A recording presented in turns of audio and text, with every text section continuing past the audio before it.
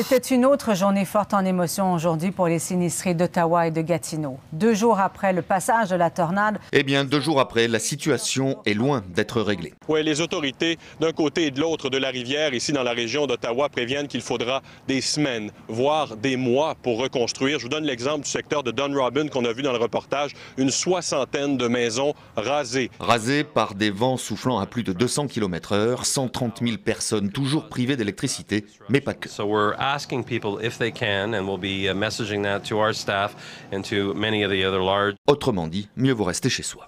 J'ai pas laissé passer le fait qu'on puisse dire des horreurs sur ce que pouvait être l'amour, mon amour, l'amour que je porte à un garçon, qui est le garçon avec lequel je vis depuis 30 ans. Si Dieu leur a donné la foi, eh bien c'est l'Église qui les en éloigne. Ils demandent à être débaptisés et le cas est loin d'être unique. L'Église n'a pas de chiffres, mais la fréquentation d'un site qui propose des lettres types augmente à chaque polémique. À Strasbourg, une 60aine de demandes cette année, mais on préfère voir le bénitier à moitié plein. En même temps, je souhaite qu'on mette ce chiffre en rapport avec celui des nouveaux baptisés, qui sont 80 cette année, donc des adultes qui demandent le baptême.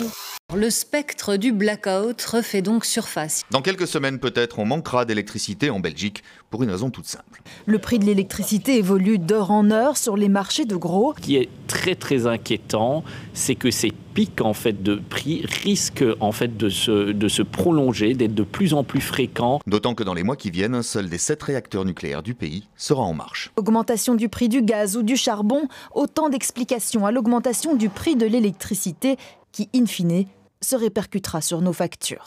Le oui est sans appel, 73,6%. Dans le détail, en Suisse romande, c'est oui partout. Et si le vélo entrait dans la Constitution suisse ? Eh bien, vous l'avez compris, c'est oui. La victoire était quasi assurée, mais le résultat est plus net qu'attendu. Le vélo sera inscrit dans la Constitution. Très bien.